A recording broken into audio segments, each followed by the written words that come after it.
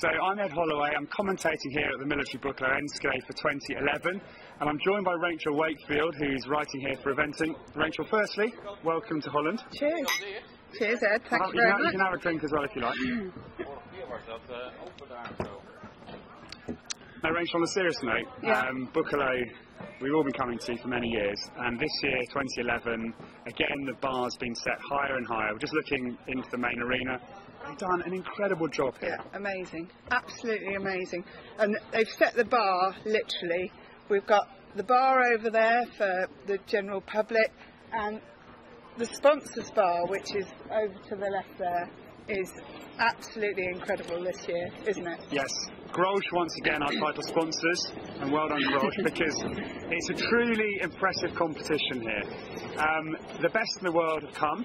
We've had Le Moulin, the European Championships, we've had Burley, we've had Blenheim recently, and yet still, Rachel, we're going to look at the field in a moment, but 110 start, and it is a very impressive lineup. Yeah, no, it's a massive field with some really strong horses. It's the last qualification for the Olympics to get within the change of ownership, which is at the end of December, so it's quite an important competition. Yeah, there's a lot at stake here at Booklow. We've got the 3-star, we've also got the Grolsch Nations Cup, so all of the countries, and there's a lot of them here, we'll mention them in a moment, but competing for the Grolsch Nations Cup as well as the 3-star, and also, Rachel, and this is going to be fascinating, the Dutch National Championships for 2011. Yeah, which is, you know, that's a strong competition in itself, which I think Madeleine Brueggemann has won. Madeleine's won it. Tim Lips, the young man who went out to the World Cup. He's not here this year, but some big names that have taken the title. Yeah.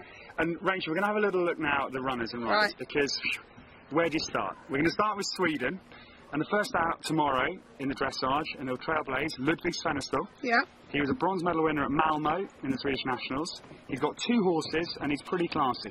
Yeah, no, he's young and inexperienced at this level, but he's got some very, very smart horses. He has. He trains with Chris Bartle. Yeah. He went well in the World Cup. Yeah, he's in Yorkshire at the Harrogate Riding Centre. Went really well at the World Cup in Malmo. Yeah. And a guy I sort of got to know this year and is very impressive. So we're looking forward to seeing Luddy. Yeah. So we'll start. Yeah, well, and then we go to the USA, and there are some serious contenders here because Michael Pollard, DV8's already won in advance. He won Plantation Fields Advance recently, and he went to Burley, had a tough time there with Icarus, but I don't know, a guy I'd say would have a good chance. Yeah, no, it's a stunning looking horse. It's lovely, and I would expect that he would score well in the dressage. He's trained by Bettina. She's here. Not bad in dressage herself. Yeah, so I would think that he would be a contender to be in the top lot for the dressage.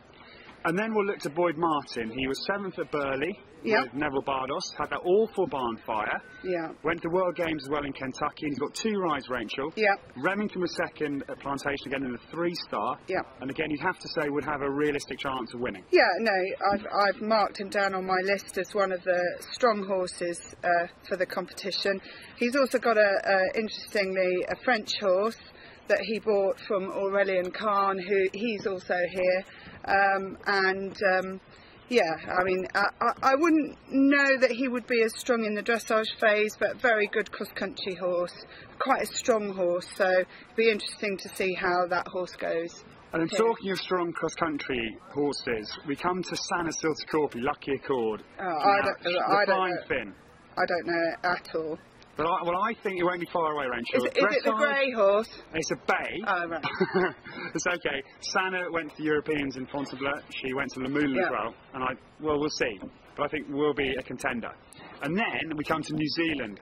And Rachel, he was 2nd here last year at Booklow. Yeah. Mark Todd is here with NZB Campino. Yeah. I think he could go close. Yeah, he could. He had a slight blip at Blenheim. Yes. He had a cheeky run out at a corner. So it depends what sort of course it's going to be. I haven't walked it yet, so if it's technical, he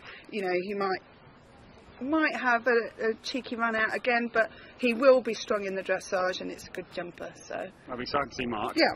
And then we'll flip over the page for you. There's hundreds here. Here we go, yeah. Germany. Let's focus on Germany because we'll be speaking to him soon. Andrew Staboski, Yep. FRH booked David, and he's won already, Yep. I think, a 2-star this year. Yeah. And Andreas, of course, part of the gold medal at Lemoolen. Yeah. He'd be pretty hot to trot here. Yeah, no, it's. I mean, he's hugely experienced, and it's. Again, it's a stunning horse. It's black and it's really striking. Yeah, I've not seen it. I don't know it that well, but you know, he's such a class act. And it's such a big field, they're going to have to put in a good dressage here because the cross country will be influential, sure, but if you're not up in the top 10 or so, would you say you're going to have a job catching up? Yeah, I mean, it's always you know, the show jumping. If you can jump clear on the last day, you can always pull up. So. And then another one, I think, just worth talking about, Frank Ostholtz, the Medicat. He's obviously in great form, won the bronze at Lemoolen, individually in the Europeans. Yeah, he's pretty hungry. Yeah, no, Frank is always a good competitor. The chap, Gerd Horse, he owns the horse. He also has 4 horses with Frank, so he's a good owner. So, and he's had some good results with Frank. So, you know, one to watch the weekend. Yeah. And then we'll flip over the Irish and French. There's some very good riders, but I'm not sure a winner, to be fair, Rachel. But who knows? Japan is interesting because Yoshiaki Oiwa. Yeah. He's in very good form with Noonday de Conde. Went well in the World Cup at Stregon. Looked pretty good today in the trot up, and I'd say could be a realistic contender. Yeah, I haven't seen it. Yoshi's moved to Germany, so he's based over there now. So I don't see him as much as I did. I know the Kanja Black horse. I don't know this horse. He went well in Strego in the World Cup. Yeah, I mean, he's a real jumper. He's such a good jockey these days, very consistent. He was based with the Hoys for years. And now with Dirk Schrader in Germany. Yeah, you know, it's rubbed off, for sure. He's a competitor. You want to watch again. Yeah. And then, let's go to Holland now, the home side, and our focus on the Dutch Nationals. What's your feeling with that? Well, I don't really know Ralph Corman's horses that well. Madeline Brugeman, she's got a Dino who Kai Ruder's been riding, and, you know, I would think would do pretty well. I haven't looked at its form recently, so I don't know it that well. For me, Rachel, maybe the best chance of winning the Dutch Nationals is Merrill Bloom, because Umberto DB has been in great form all year. Yeah, no, it looked lovely at the trot up. It was pretty spectacular. So, yeah, no, I would imagine that it moves beautifully and very striking horse. So, yeah, I would imagine that she would be one of the contenders, but we'll see. And then, Rachel, Australia. There's a lot of big names here. We've got Chris Burton, we've got Lucinda Frederick, Sam Griffiths and Paul Tapner, along with Catherine Burrell. Yeah, very strong. And Chris Burton, we don't know him a lot, obviously, in the Northern Hemisphere, but he is prolific down under. Yeah, I said this to you earlier, you know, it's easy to do well down in Australia. I'll probably get shot down for that, but they don't have the number of competitors that they have. Not 110 at sort of some of the events in Australia compared to Bookalope. Yeah. But he's won Adelaide for, so he was 5th at Gatcombe in the Open to Toddy. Yeah. So we know he can play with the big boys. And I think that his under discussion will be the horse that he will be. Did it catch your eye? Yeah, and it will be a top 10 finish, I would imagine. Okay. And then Lucinda Fredericks has got a new ride, Latina 43. Yeah, it's a mare. She's taken it on this year. It's got pretty good form. It went very well at Blenheim, even though Lucinda had a fall the day before. It did go very well. The Navigator, again, he's slightly inexperienced at 3-star, but for me, the 2 of Lucinda's rides will be the winner. One will be Latina 40. Be for me as well. Yeah, so we agree on something here. Okay, so let's move on now. I think Great Britain we'll be discussing, because there's a lot here for Britain as ever, Rachel. They flood here, and Oliver Townend.